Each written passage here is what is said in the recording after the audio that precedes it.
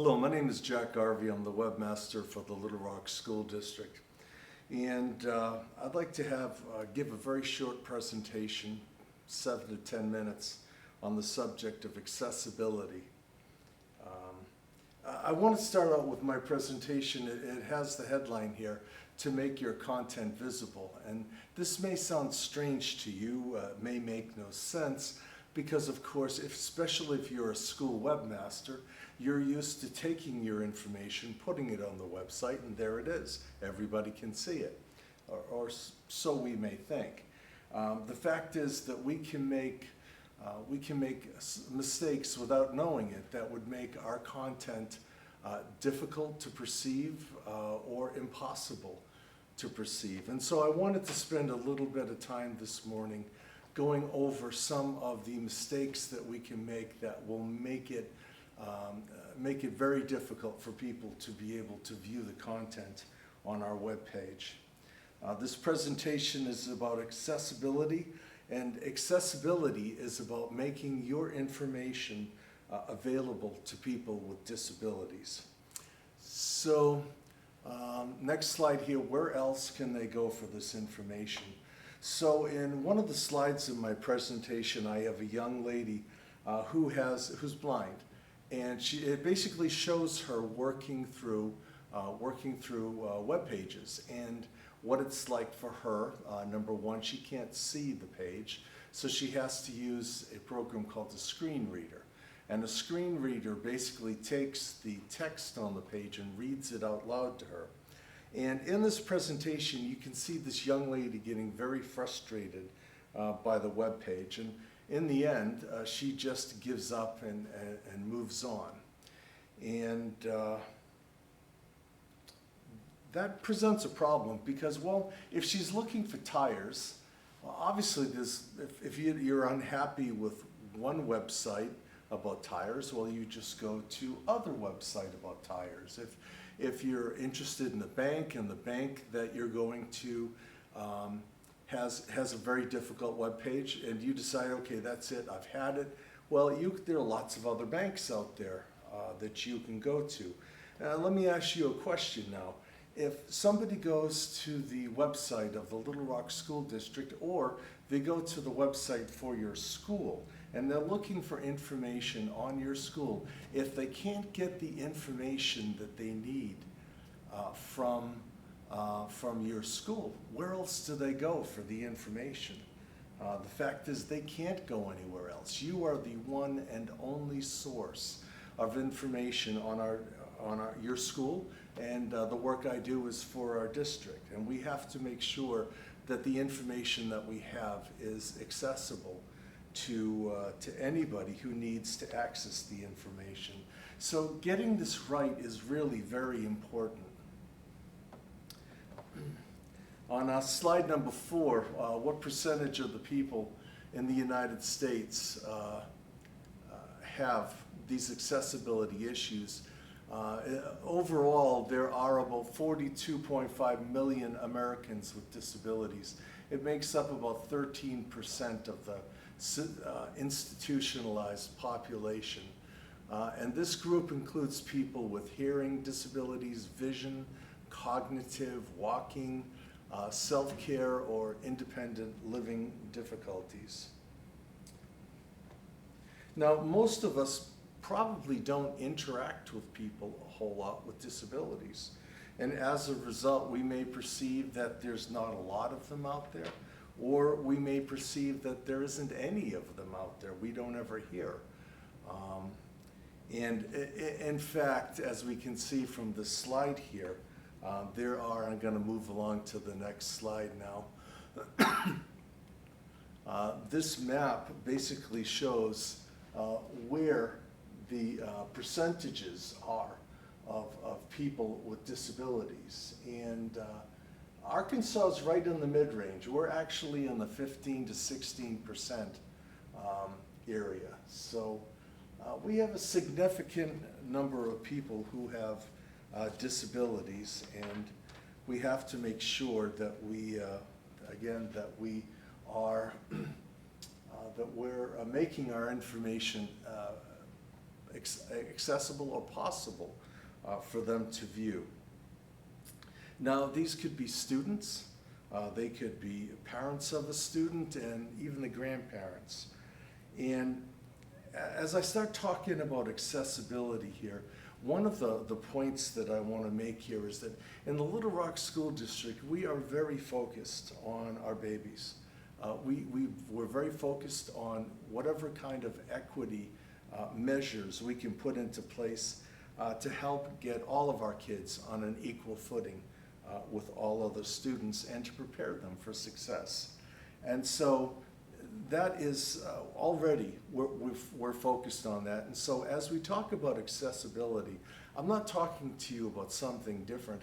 What I'm asking you is to just open a little bit, widen your understanding of equity, because there are people out there who aren't even on our radar, and they need our help just as much as any of these other people do. So this is not only the right thing to do, it also happens to be the law. The Americans with Disabilities Act requires that our website be accessible, and we are regularly audited by both federal groups, and people will audit us on their own and complain to the government if we're not doing our job well enough. So there's plenty of reasons to do this, but to me, first and foremost, this is the right thing to do, to care about our children. So there's actually, I'll move to the next. So the next question is, how do the blind read my page? And there are a host of technologies that allow those with disabilities to be able to perceive the content on the page. Maybe allow them to see virtually, to hear figuratively, the words that are being spoken, for example, in a video. If you have captions on your videos, well, somebody who's deaf can't hear what that person's saying, but they are able to understand what's being said in the video by virtue of the fact that the captions are there. So there's a lot of technologies that are out there to help those with disabilities be able to perceive what's on a web page. And so I'd like to take a minute, and I'm going to show you a quick video. And in this video, a young lady is using a screen reader to read the page. And just a couple things to note. When you'll hear like this kind of mumbling kind of sound, and you may wonder what that is. Well, these products, people can adjust the speed with which they're communicated to. So they may be very used to a very rapid rate of speech that maybe we might have a difficulty understanding. And also, this particular video is going to be really interesting for you to see not only how somebody views or accesses your content and the possible problems that they can have. So let's take a minute to do this video. A screen reader is a program that you can put on your computer that will help someone who is blind navigate and read the content on the screen. It runs completely by keyboard commands rather than the use of a mouse, because that's challenging for someone who can't see the screen. When a website is not accessible, it's the most frustrating experience, because I am doing all the commands that I know typically work on a page to either get to an edit field or tell me a heading or different things, but they aren't working like they should. So I hit subscribe after filling out the username and password and all the information I asked for. And it's not telling me anything, like if the page reloaded, if there's an error. So I'm going to go to the top of the page and hit H for heading. How it works. Sign up for a subscription today and you'll receive full day monthly shipment of full 20 And picture back radio button rate button notification. looks like for some reason it didn't go through, but I don't have any error field. So it's not telling me what's wrong with this page and what I need to fix. And maybe call me impatient, but I don't typically sit around and sit on that page a long time trying to figure this out because it's so frustrating to me, and it's not worth it to me to get all worked up about something when I can just move on to a different site.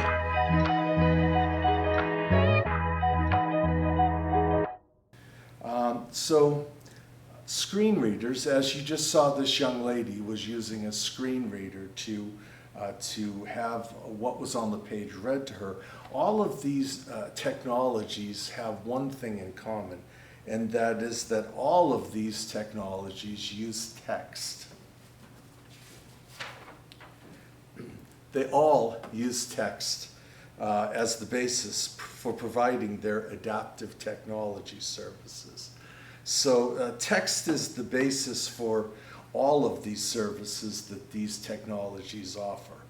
They can read a text on a web page, they can read text on a Word document or a Google page or a PDF. As long as there's text, it can be read. Now, a lot of times we take documents and we may want to put them up on the web, and maybe the easiest and most convenient way for us to put the document on the web is to run out to the copier in the hall, put the document in the feeder, bing, bing, bing, and lo and behold, we have a PDF in our email. Well, that particular type of PDF, which is very common, is impossible for a screen reader to read, because even though it looks like it has text, it's not. It's a document of 8 or 9 images, and they are absolutely impossible for a screen reader to read. So this is one of those little things that we can do without thinking. Maybe we just don't know. But it will make it will put out information, and the information is impossible for somebody with disabilities to perceive, because we haven't provided the one thing they need, which is text. And as we go along, we're going to find over and over again that once we get past text, everything involves or revolves around attaching text to things that are not text, so that they can be perceived. So the law now mandates that all information on a website must be in a format that will work with these adaptive technologies. So that's the law. Everything has to be set up so that somebody with disabilities can have the full advantage and enjoyment of all of the information on a page. So, as I mentioned before, we have text on our pages.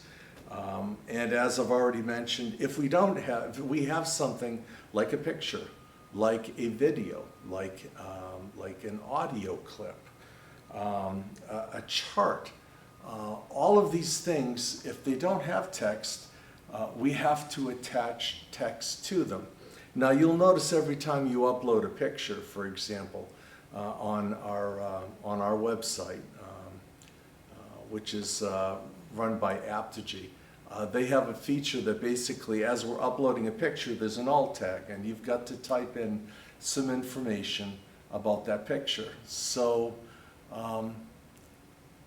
just try your best to put in a description of what is represented by the picture that you're looking at.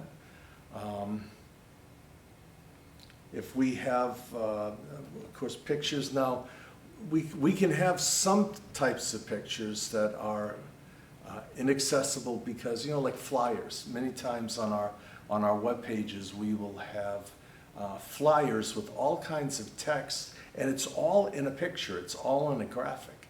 And again, a screen reader for the blind can't read a single word out of a graphic flyer like that, which means that we've got to make sure every single word that is in that flyer is in the alt tag, or sometimes what we can do is we can take the information and put it somewhere else on the page, maybe at the bottom of the page. The law says that we have to have the alternate text description adjacent. And I remember asking an attorney one time, well, what does that mean? Does it mean above or below or left or right? And he said yes, and smiled at me. And what he meant is it's just got to be close, to the best of my understanding. So if you can't make something accessible, you can put an alternate version of it that is accessible up, maybe a text version, a link to text information. Aptigee has designed their website to remind us to be accessible. And I guess I'm trying to be charitable in this slide, because really Aptigee is trying to force us to do what's right. And that's a good thing. You can't upload a picture without putting in an alt tag. You can't change the color to an inaccessible color. Remember, some people are colorblind, for example, and I have a part of my presentation that tries to represent to you what it's somebody that was colorblind made a visual to try to show people who are not colorblind what it is like to live with their disability, and it's really enlightening. So that's in a couple more slides. So a couple of some basic principles regarding text, and I'm going to get into some specifics now. The first thing I want to talk about is flow. You'll see on this slide here we have a block of text, and if you were to look at the slide, your eyes basically start from the top, and going from left to right as you read, you can see the paragraphs, and you get to the bottom, and you've read everything on the page.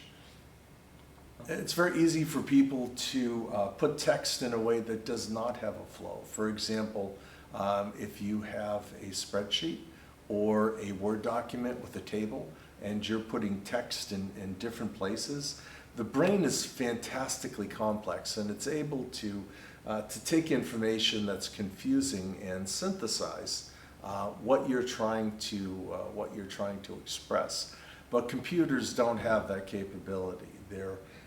It's very important to keep a flow of text so that screen readers know where to go to continue reading the information. Next thing I want to talk about is contrast. In this example in this slide, we have a high contrast example of text and a low contrast. In the high contrast example, we have white text and a black background, and you'll notice it's very easy to read the words that are in that black background. But if you were to use a color or a shade that is really close to the background, well, then it becomes very difficult to read. Of course, we have people who, in addition to other disabilities, may simply have the inability, they got just simple vision issues. And so we have to make sure that, again, we have to be compliant with the law, but also we have to make sure that everything on our webpage is readable for everybody. This particular slide is really interesting because it talks about color blindness. And if you take a look at this picture, you'll see this slide, you'll see a picture at the top. The picture is cut in half. The top part of the picture shows what you and I would see. And the bottom part of the picture shows what somebody who's colorblind, what they would see. And the interesting thing is that the difference between red and green, to their eye, is represented as shades of green. Now, what does that mean practically? Well, practically speaking, it means that under certain circumstances, we could easily take a block of text, a green block of text, and put it on a red background. Maybe this is kind of a Christmas kind of theme or whatever. It looks perfectly good to us, but because somebody who's colorblind sees green and red as nearly identical shades. You'll see what happens on the slide here is that the text nearly disappears into the background, and in some cases entirely disappears into the background. Another thing we have to be careful of is to make sure that important information is not indicated by colors that are difficult for people with disabilities to view. For example, we can see that block of text we were just looking at. That important warning tells us, please do not lick the electrical terminals. But that important warning just kind of fades into the paragraph for somebody with color blindness. They don't see the vibrant red calling their eye to an important warning. It's the green of that they perceive is very close to the black, and therefore they don't see that important warning.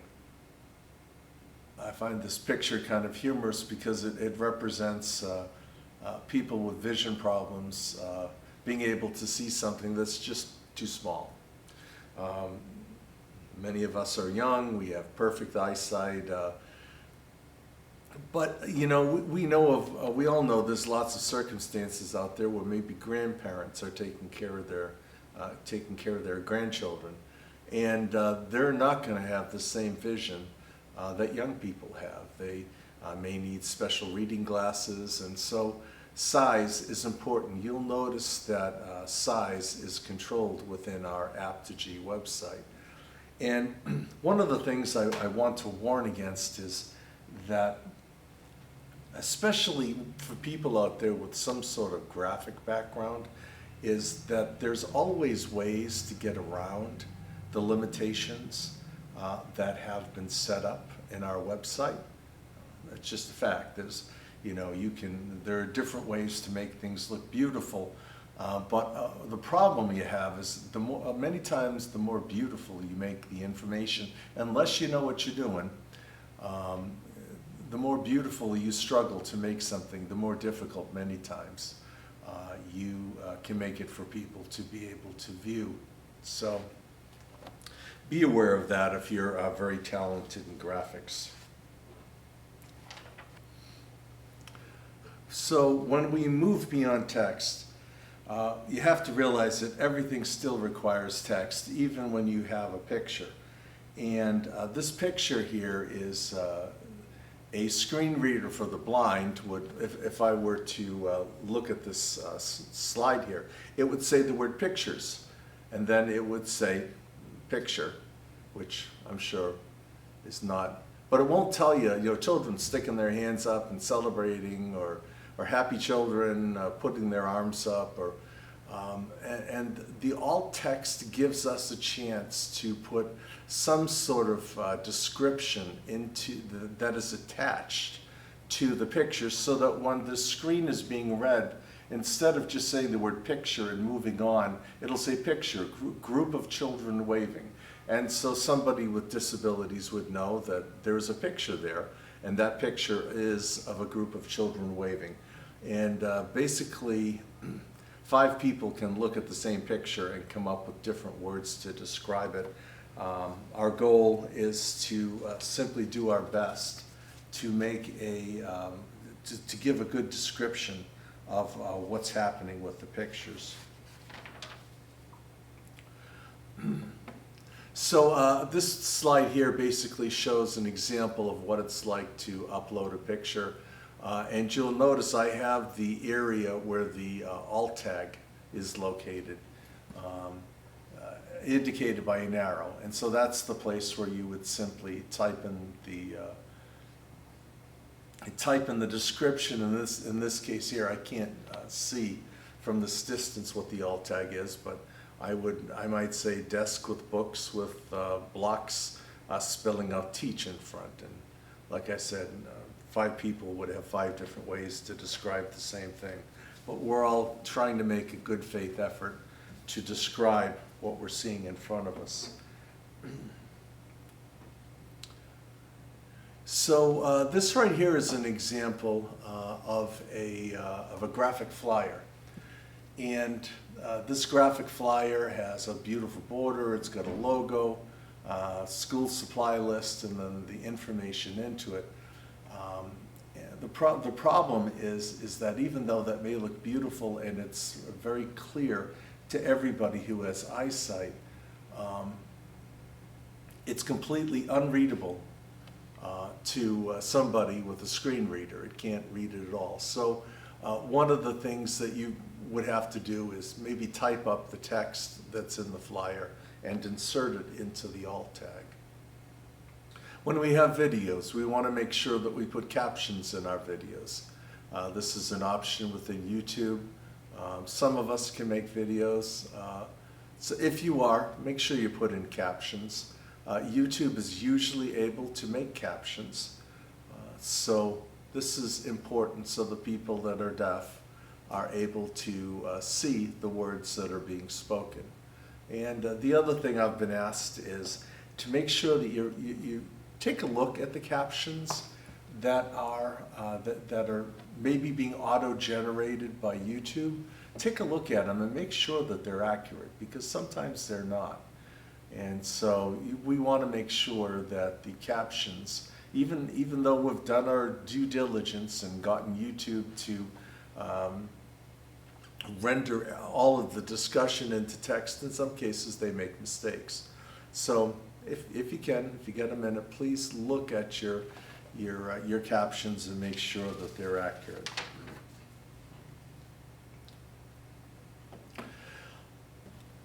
This slide here represents a concept, and that is a lot of people will give you a lot of different types of artwork to post on the website.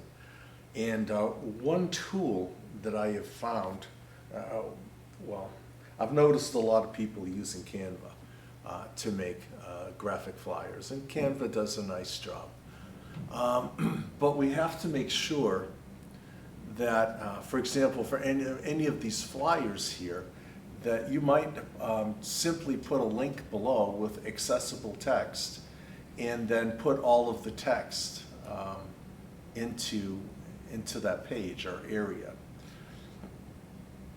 Now, some of these things that we're looking at here, like that proclamation, you say, oh, that's a tremendous amount of typing for me to do. Well, just so you know, ChatGPT can do an amazing job of basically taking a flyer and rendering all the text that's in the flyer. So again, I'm Jack Garvey. I'm the webmaster. If you need some help learning how to have ChatGPT render graphics into text, let me know. Give me a call. So another thing that is, and we're kind of moving here in levels of difficulty. This slide right here shows charts. And charts are one of the hardest and most time-consuming things to make accessible, especially for me, ones that I haven't created. Because to make this accessible, it's fairly difficult just to represent all the numbers that are on the chart. ChatGPT will do that for you. But you've got to kind of go a little bit of a step beyond, because the challenge is that we've got to do more than just give titles and numbers, which it's a whole lot of work to take that particular chart and render titles and numbers for it. Charts tell a picture. They illustrate concepts. They're used to show a pattern, a trend. And one of the things we have to try to accomplish when we're putting up accessible text for our charts is to try to explain what that chart is representing, the trend that it's trying to show. This next slide, and it's my last slide, is I'm showing an example here of how you take an accessible, how you take a chart and get ChatGPT to render accessible text. So with ChatGPT, there's a little paperclip there. You click on the paperclip. You want to upload to, hard to read the word there. You want to upload from the computer. And then what I usually type in is render accessible text. And ChatGPT will give you some text. And so that will save you a tremendous amount of time. Fair warning, it'll work perfectly 7 out of 10 times, and then one time it may mess up the numbers somehow. So double check it, make sure it's reading everything correctly. So that is my accessibility presentation. This is not comprehensive. This is the first. This is my first presentation. I'm just trying to make you aware of what accessibility is all about. Why should you care about it? And a general overview of the basic concepts. There are a multitude of ways that we can make our content inaccessible. And so my goal is going to be on a regular basis to put out a 1 or 2 minute video, just listing off things to look out for. One thing I would like to ask anybody who's viewing this video to do is take a minute to go back over your webpage and look at the content, look at the documents that you have on your page, look at the pictures you have on your page. Make sure the pictures have alt tags. You should. Sometimes people just type blah, blah, blah, maybe, so it goes away. You really want to have text in there describing what's in the picture. Take a look at your documents. Make sure your documents aren't documents of pictures. One of the best ways to make PDFs, for example, is to have your document in Word and then just to save as a PDF. And then you have a document that is readable by a screen reader for the blind. In other presentations, I'm going to talk about how to do accessibility tests on Word and PDF Acrobat. One thing I would like to ask everybody who is watching this video is take a minute and look at your school webpage. Look at the pictures and make sure they're alt tags that describe what the picture is. Take a look at the documents on your page. Make sure that the documents aren't just a document of pictures like a PDF that went through the copier, but rather one of the best ways to make PDFs is to, within Word, for example, you start with Word, you make the document in Word, and then save it to a PDF. And that way you've got a document with accessible text. And look at your videos and just do your own audit of your page. And so I'm going to be having more presentations in the future, 2 or 3 minute presentations, trying to remind us of things to look out for on our web pages. So thank you for your time, and I appreciate you listening to this video.